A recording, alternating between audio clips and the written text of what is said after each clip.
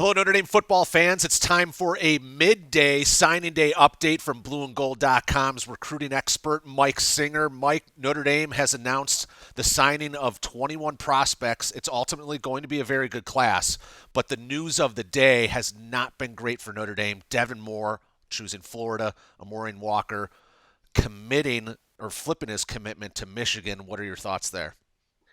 Yeah, I mean, we can start with the Devin Moore one. We've talked about him so much, Greg, as someone I've seen in person, and I know you've cut a ton of film on him, and he's a really good football player. Mm-hmm. I mean, he drew Kyle Hamilton comparisons, when you talk to sources in South Bend. So, yeah, it stinks. It does. I mean, Notre Dame needs to improve on the edges when they get to the playoff to, lock up an Alabama receiver. And, Devin Moore was a guy who would have helped the Fighting Irish do that.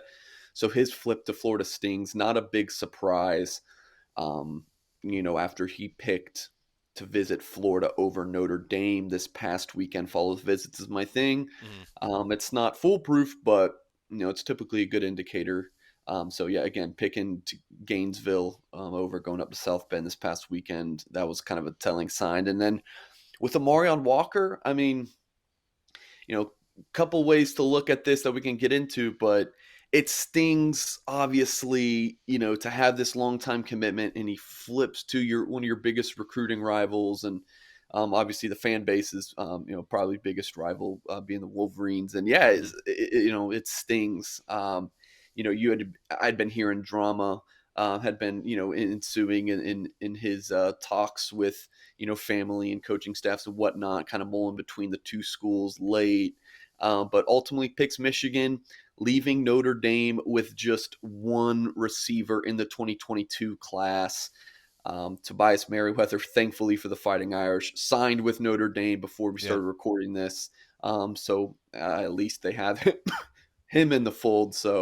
Um, but still, not a good look for Notre Dame receiver recruiting right now. Do they go to the portal?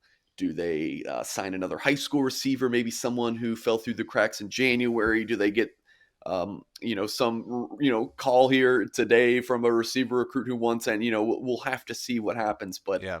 man, do they need more bodies at the receiver position because that was already a thin room. Yeah, aside from the Fiesta Bowl buildup, Mike, it's clear the storyline in our line of work covering Notre Dame is going to be that wide receiver position. How much responsibility does Del Alexander have for this? Is this a circumstance of just the head coaching change? There's been some transfers, obviously, over the last couple of years. The development criticism, I'm not sure, is all that fair. I mean, two of Notre Dame's three or freshman wide receivers this year had a pretty good impact, and they'll need them big time in Lorenzo Styles and Deion Colsey down the road. But are you ready to cover that storyline? Because I think it's going to be a huge one. I mean, look, I've said before, I'm like, I think Dell Alexander is a good recruiter, but when you start to look at some of the transfers and whatnot at receiver recruiting the past, 2, 3 years, I've been like, man, it just looks like bad luck to me. Like Jordan Johnson, like Yeah, you have to sign him. It just wasn't a good cultural fit, and he just wasn't doing great at Notre Dame. And he transfers. You just kind of go through each one, and then yeah, this one, like they get CJ Williams, they fight like heck. He wants to stay home. yeah. They fight like heck for Amorion Walker. Michigan, I'm hearing, is throwing all sorts of promises at him. Start as a freshman, all sorts of crazy stuff. Is Notre Dame going to promise a true freshman starting time at receiver? So it's just like when you look at them individually, it's like, man, it's just tough breaks for Dell Alexander. Hmm. But when you look at it from a whole, like does Dell Alexander survive this as Notre Dame's receivers coach? Like, I just don't know. It's a good man. I still think he's a good recruiter. He's had good signing classes on paper, but man, that receiver room is so thin right now, and you only Yeah. bring in one receiver. I mean, who gets the blame there? I mean, everyone should get some of it, but Dell Alexander will get most of it. Yeah, just to kind of recap, in the class of 2020, Jordan Johnson, He's transferred. Jay Brunell, he's transferred. Xavier Watts, maybe a starting safety for Notre Dame next year, showed a lot of flashes at that position. And in 2019, I don't think they signed a receiver. Cam Hart Yeah, moved it from was. receiver to corner. Kendall Abdul Rahman, I mean, he like moved from receiver to running back. I think he played a couple different positions, and yeah, he's transferred out to an FCS school, I think Illinois State. So Right. And then even before that, you got Micah Jones. There was a feeling, I think, right away inside the Goog that he wasn't going to pan out as a receiver. He transferred, and Lawrence Keys is transferred. You have Kevin Austin. Really, in terms of those upperclassmen years, he's the only one left. here's the number one recruit that Dell Alexander needs to go after.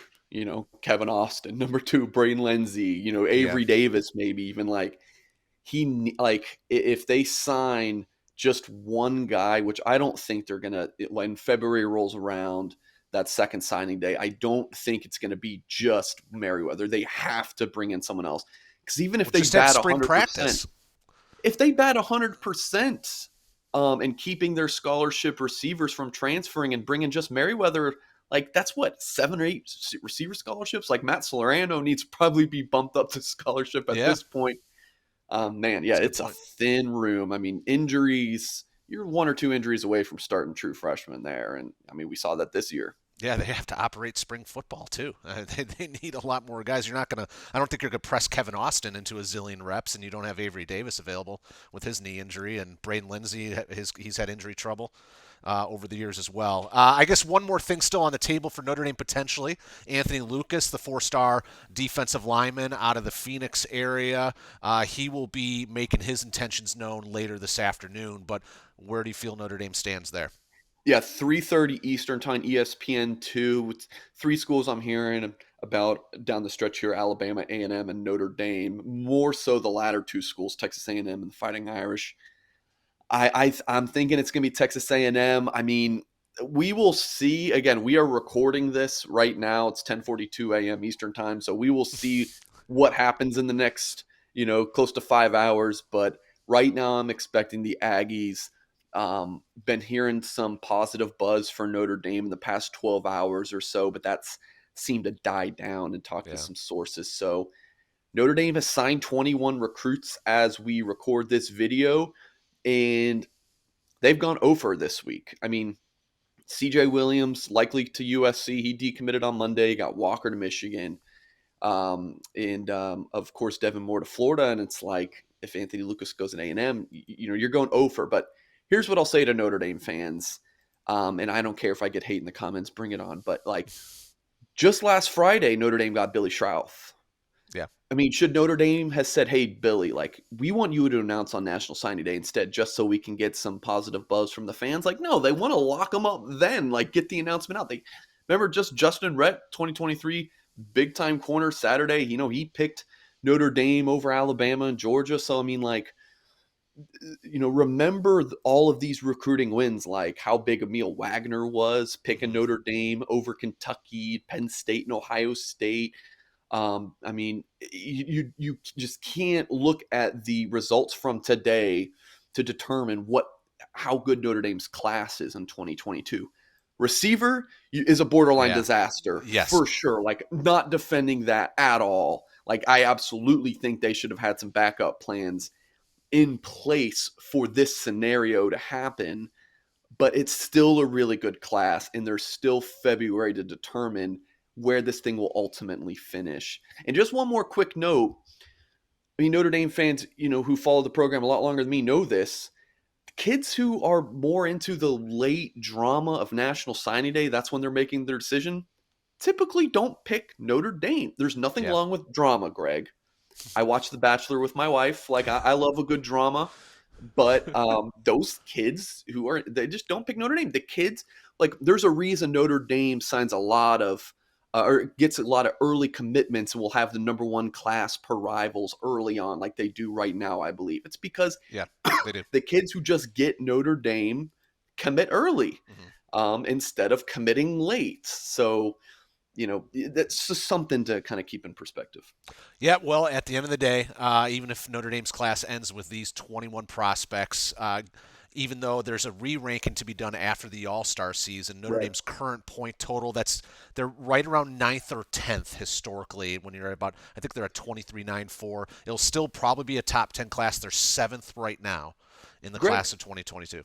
Notre Dame, that would be back to back top 10 classes for Notre Dame, Yeah. something they haven't done since '07 and '08. So, Yeah. I mean, It's still darn good. Yeah, it's better. And I think the feeling is, of course, with the hot start in 2023 and Marcus Freeman now being such a strong recruiter, that bigger and better days are ahead for Notre Dame football recruiting. Just not the best morning on Right. December 15th of the year 2021. So, Mike, we'll do something live tonight for National Signing Day and probably some wrap up videos as well. But for now, thank you for your time. Everyone, hit like on this video, subscribe to our YouTube channel. Stay tuned to blueandgold.com. Thanks.